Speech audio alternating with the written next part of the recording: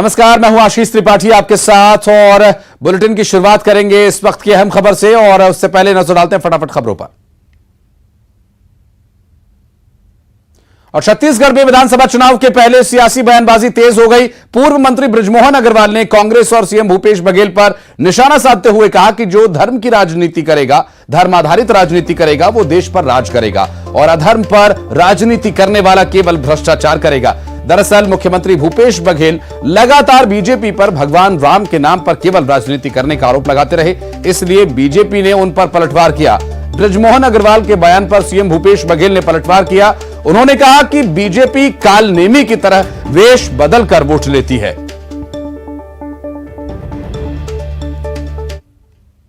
ज्यादा ठीक है। और जहां पर धर्म की बात है तो जो राजनीति धर्म के आधार पर करेगा वही देश की सेवा कर पाएगा। जो अधर्म के आधार पर राजनीति करेगा वो खाली भ्रष्टाचार करेगा। वो एक पेटी सरकारी तो दो पेटी अवैध बेचेगा। वो धर्म के नाम से केवल वोट मांगने के अलावा किया क्या है मुझे बता दीजिए। धर्म के नाम से भारतीय जनता पार्टी केवल वोट मांगने का काम किया है, नहीं तो बता दे धर्म के लिए किया क्या है। उनको 15 साल मौका मिला था, राम वनगमन पर्यटन पर्वत क्यों नहीं बनाया? चंदकुरी में कौशल्या माता का मंदिर के जीर्णोद्धार और सौंदर्यीकरण क्यों नहीं किया? रामायण का आयोजन क्यों नहीं किया?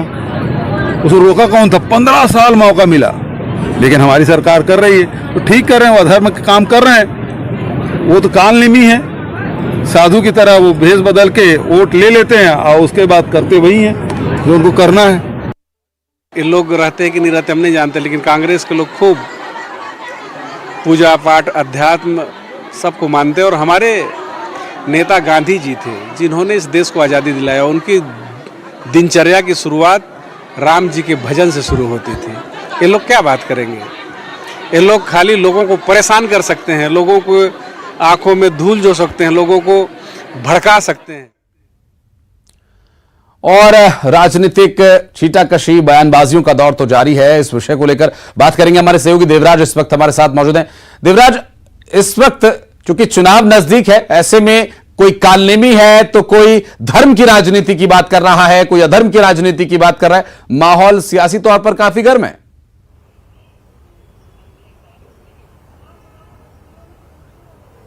जी, छत्तीसगढ़ में फिलहाल धर्म अधर्म को लेकर के सियासत छिड़ी हुई है और ये इसलिए क्योंकि नेताओं की बयानबाजी लगातार सामने आ रही है। पहले बृजमोहन अग्रवाल एक तरह से जो आने वाले विधानसभा चुनाव को धर्मयुद्ध करार दे देते हैं और ये कहते हैं कि ये राम रावण के बीच जैसा युद्ध होगा।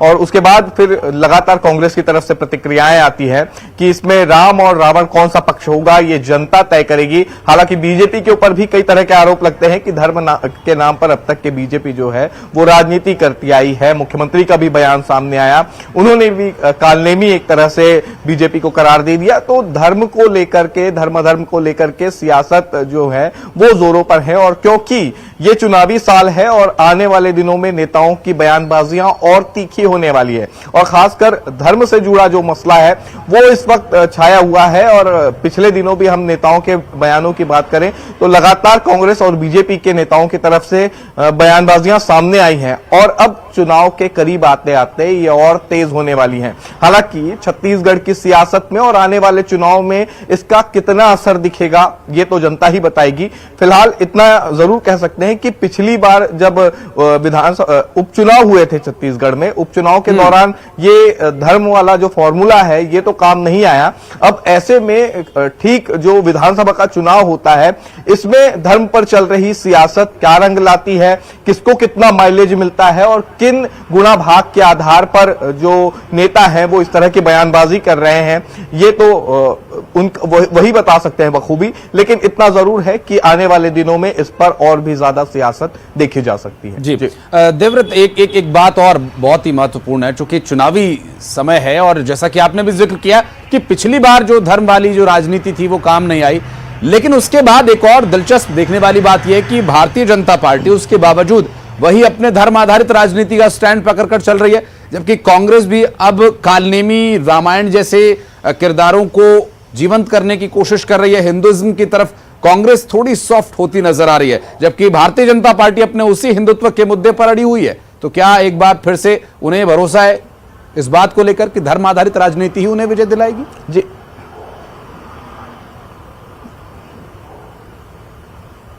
जी, बीजेपी का एक तरह से देश भर में ये चेहरा साफ है कि हिंदुत्व के मुद्दे पर एक तरह से देश भर में ये राजनीति देखने को मिलती है और वही कुछ वैसा ही चेहरा जो है वो छत्तीसगढ़ में भी नजर आएगा। रही बात कांग्रेस की, तो कांग्रेस भी एक तरह से जो सियासी माहौल इस वक्त देश में दिखाई दे रहा है उससे दिखाई देता है कि कांग्रेस भी सॉफ्ट हिंदुत्व की ओर लगातार आगे बढ़ रही है और ऊपर से दावे भी ये किए जाते हैं कि अगर वाकई सच्ची श्रद्धा बीजेपी में रहती तो इतने सालों तक के राम वनगमन पथ की बात यहां पर कांग्रेस कहती है। इसके अलावा जो डेवलप किया गया कौशल्या मंदिर, ये सारी चीजें हैं, कौशल्या का धाम बनाया गया, राम की मूर्ति लगाई गई, ये कांग्रेस की सरकार में हुआ है। तब दलीलें कांग्रेस की तरफ से ये दी जाती है कि 15 सालों तक जब बीजेपी का शासनकाल रहा तब ऐसी चीजें क्यों नहीं हुई, तो क्या वाकई राम के सच्चे भक्त कौन है? तो बीजेपी की तरफ से भी ये प्रतिक्रिया आती है कि राम मंदिर जब बन रहा था उस दौरान भगवान राम के अस्तित्व पर कांग्रेस ने सवाल खड़ा किया था। तो कुल मिलाकर के जो राजनीति है वो धर्म आधारित यहां पर चल रही है और नेताओं की बयानबाजियां भी सामने आ रही हैं और फिलहाल जनता समझदार है, जनता सब कुछ समझती है और वो आकलन भी करती है कि आखिर किसकी बयानबाजियों में कितना दम है और जनता किसके पक्ष में है। फिलहाल चुनाव को 6-7 महीने ही बचे हुए हैं और इसलिए ये बयानबाजियां और तेज हो रही हैं।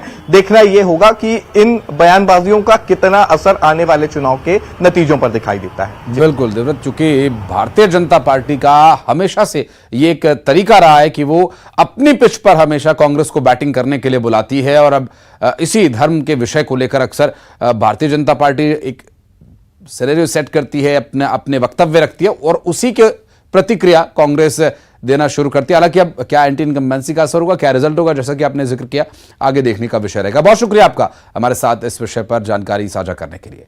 बढ़ते आगे, मुख्यमंत्री भूपेश बघेल ने कहा कि 21 मार्च को विश्व वानिकी दिवस के मौके पर मुख्यमंत्री वृक्ष संपदा योजना का शुभारंभ करने जा रहे हैं और इसी दिन इस योजना पर विस्तार से चर्चा की जाएगी।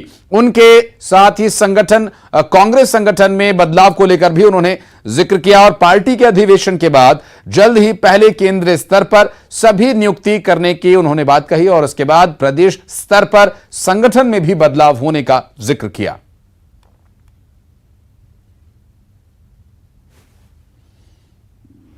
वृक्ष संपदा योजना है जिसके माध्यम से जो धान के अलावा दूसरा खेती करना चाहते हैं उसको हम बढ़ावा दे रहे हैं। जैसे मिलेट से हमने बढ़ावा दिया, उसी प्रकार से वृक्षारोपण को भी बढ़ावा देना है। तो ज़्यादा से ज़्यादा प्राइवेट सेक्टर में भी यदि वृक्षारोपण करते हैं तो वृक्ष संपदा योजना 21 तारीख से हम उसकी शुरुआत कर रहे हैं। उसका बड़ा कार्यक्रम है, उसको लॉन्च करेंगे और डिटेल में फिर वो दिन बात होगी। तो जनगणना ही मुख्य आधार है, चाहे जितने शासकीय योजना का हो, चाहे वो आरक्षण का मुद्दा हो, वो जनगणना से ही उसका समाधान निकलेगा। और इसलिए मैंने बार बार निवेदन किया है और यहाँ भी राष्ट्रीय महाधिवेशन जब रायपुर में हुआ तो उसमें भी कांग्रेस ने प्रस्ताव पारित किया जनगणना होना चाहिए, मेरा ही प्रस्ताव था और मैंने प्रधानमंत्री। और छत्तीसगढ़ विधानसभा चुनाव से करीब 6 महीने पहले बीजेपी अपने प्रत्याशियों की तलाश शुरू कर चुकी है। दिल्ली से आई टीम हर विधानसभा क्षेत्र में सर्वे करवा रही है और मौजूदा नेताओं के बदले किन किन को टिकट दिया जा सकता है एक विकल्प तलाश रही है, जिस पर प्रदेश के सीएम भूपेश बघेल ने तंज कसा और कहा कि 14 के 14 विधायक सबके टिकट कटेंगे, किसी का टिकट पक्का नहीं है। सीएम भूपेश बघेल के बयान पर बीजेपी ने पलटवार किया है। वो तो सीधी बात मैं पहले ही बोल रहा था, ये जो 14 बचे हैं वो किसी टिकट पक्का नहीं है ना। वो मैंने अजय चंद्राकर भी मोहन जी कहा आप जबरदस्ती अपने नंबर बढ़ाने के लिए अपना गला खराब करते हैं, लेकिन उससे कुछ फर्क नहीं पड़ना है। टिकट मिलेगा कि नहीं मिलेगा इसकी भी गारंटी नहीं है। ऐसा है, वो अपनी चिंता करें, हमारी चिंता करने की जरूरत नहीं है। उनके सर्वे में आ चुका है कि उनके 34 विधायक जीतने वाले नहीं है, उसकी चिंता करें वो। और रायपुर में महिला कांग्रेस कार्यकारिणी की बैठक हुई जिसमें महिला कांग्रेस की राष्ट्रीय अध्यक्ष नेता डिसूजा शामिल हुई।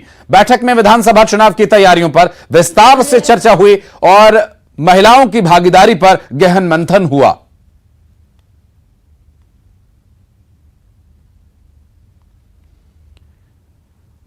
बलौदाबाजार से बड़ी खबर आपको बता दें, शराबबंदी को लेकर आबकारी मंत्री का बड़ा बयान। मंत्री कवासी लखमा ने बयान दिया कि आम जनता, किसान, मजदूर को देखकर शराबबंदी का फैसला लिया जाएगा और किसान को कितना नुकसान इससे हो सकता है, इसको देखकर शराबबंदी लागू होगी। हालांकि इस विषय को लेकर कई बार अलग अलग तरह के बयान सामने आते रहे हैं, लेकिन अब उनका यह कहना है कि आम लोग, मजदूर लोगों और किसानों को देखकर ही यह फैसला लिया जाएगा। राज है, छोटा सा प्रदेश है, उड़ीसा, उत्तर प्रदेश, हमारा मध्य प्रदेश, महाराष्ट्र, तेलंगाना, आंध्रा, इसलिए इसको बंद करने में आम आदमी को कितना नुकसान होगा, गरीब को कितना नुकसान होगा, किसान गोदी खोदने वाला को, फैक्ट्री में काम करने वाले, नांगर जोतने वाले, इनको कितना पेट होगा, ये सारे मुद्दे देखना है, खाली बंद करने के नहीं। नरेंद्र मोदी टेप कर रात को 12 बजे भाई यार बहनों नोट बंद हो गया, कितना लोग मरे लाइन में लगा के, तो इसलिए आदमी को नहीं मराना है भाई। और दुर्ग जिले के पाटन में 77वें छत्तीसगढ़ मनवा कुर्मी समाज के महाधिवेशन का आयोजन किया गया। महाधिवेशन में सीएम भूपेश बघेल शामिल हुए और लोगों को संबोधित किया। इस मौके पर सीएम भूपेश बघेल ने समाज को लाखों की सौगात दी। उन्होंने समाज के भवन निर्माण के लिए सरकारी दर पर जमीन उपलब्ध कराने की घोषणा की। इस मौके पर सीएम ने कई लोगों को सम्मानित किया, नए वर वधू को भी आशीर्वाद दिया। मनवा कुर्मी छत्तीस समाज के वार्षिक अधिवेशन पाटन में हुआ और बड़ी संख्या में समाज के पूरे प्रदेश भर के प्रतिनिधि यहाँ उपस्थित हुए थे और समाज में बहुत सारे प्रस्ताव हुए जो समाज को आगे बढ़ाने के लिए, और मुख्य रूप से हमारे जो समाज है खेतिहर समाज है और खेती किसानी करने वाले समाज है, और सरकार भी लगातार किसानों की उन्नति के लिए लगातार काम कर रही है, जिसका लाभ पूरे छत्तीसगढ़ के साथ साथ समाज। और प्रधानमंत्री आवास योजना को लेकर बीजेपी राज्य सरकार के खिलाफ हल्ला बोलेगी। गरीबों के आवास के मुद्दे को लेकर बीजेपी 15 मार्च को विधानसभा का घेराव करेगी। पूर्व मंत्री बृजमोहन अग्रवाल ने सरकार पर निशाना साधते हुए कहा कि सीएम भूपेश बघेल ने विधानसभा में कहा कि छत्तीसगढ़ में 8,44,000 मकान बन चुके हैं, जबकि 7,56,000 मकान बीजेपी के शासनकाल में बने हैं। कांग्रेस ने केवल 80,000 मकानों की स्वीकृति दी है जो आधे अधूरे हैं। प्रदेश में 20 लाख आवास बनाने हैं। मुख्यमंत्री का असत्य कथन विधानसभा की अवमानना है। उन्होंने कहा कि प्रधानमंत्री आवास योजना को लेकर सरकार श्वेत पत्र जारी करे। मुख्यमंत्री जी भूपेश बघेल ने छत्तीसगढ़ की विधानसभा में बजट भाषण में कहा कि हमने 8,44,000 मकान निर्मित कर दिए हैं। मैं सोचता हूं कि ये तो विधानसभा की भी अवमानना है, पूरे छत्तीसगढ़ की जनता की अवमानना है। विधानसभा में असत्य कथन करना, झूठ बोलना। उन्होंने कहा कि 8,44,000 मकान हमने निर्मित किए हैं, जबकि वास्तविक स्थिति यह है कि 7,56,765 मकान ये भारतीय जनता पार्टी के शासनकाल में निर्मित हो गए थे, निर्माण हो गए थे। इन्होंने खाली 80,000 मकानों की स्वीकृति दी है और वो भी आधे अधूरे पड़े। और मनेंद्रगढ़ में खाद्य मंत्री अमरजीत भगत ने बीजेपी नेताओं पर निशाना साधा। बजट पर बीजेपी नेताओं के बयान पर मंत्री ने कहा कि बीजेपी नेताओं की अभी भी होली की खुमारी उतरी नहीं, इसलिए उनके बयान को होली से जोड़कर ही देखा जाए। भैया लाल राजौर की बात को कभी हम लोग गंभीरता से लेते हैं। वैसे भी अभी होली का टाइम है, भारतीय जनता पार्टी के नेताओं का खुमारी उतरा नहीं है। बृजमोहन अग्रवाल जी भी अभी इसी प्रकार का बयान दिए थे जैसे भैया लाल जी दे रहे हैं। तो लोगों में आप बात हो गया है लगता है, और कि पारापारी इस टाइप से बयान देना है, इसको होली अखबारी है। और बस्तर जिले में प्रसव पीड़ा से तड़प रही एक गर्भवती महिला को ग्रामीणों ने खाट के सहारे अस्पताल पहुंचाया। ग्रामीणों ने करीब 18 किलोमीटर पहाड़ी और जंगल के रास्ते पैदल चलकर बारसूर अस्पताल उसे लेकर पहुंचे, जहां उसकी डिलीवरी करवाई गई। और यह पूरा मामला लोहड़ीगुड़ा ब्लॉक के बुरगुम गांव का है, जहां गांव के सरपंच ने महिला को खाट पर ले जाते हुए एक वीडियो बनाया। इस वीडियो को सोशल मीडिया पर अपलोड किया गया, जो कि अब वायरल हो रहा है। और यह वीडियो 2 दिन पहले का बताया जा रहा है, जहां एक महिला प्रसव पीड़ा से तड़प रही है और उसे खाट पर लेटाकर अस्पताल तक ले जाने को मजबूर हुए लोग। किलेपाल से लेकर मैं बुरगुम सरपंच, ये आज पहली बार हमारे ग्राम के और बलरामपुर में पुलिस को बड़ी सफलता मिली है। 3 महिलाओं समेत 7 पूर्व नक्सलियों ने पुलिस अधीक्षक के सामने सरेंडर किया। सभी नक्सली सामरी थाना क्षेत्र के पुंदाग और भूतही मोड़ क्षेत्र में सक्रिय थे।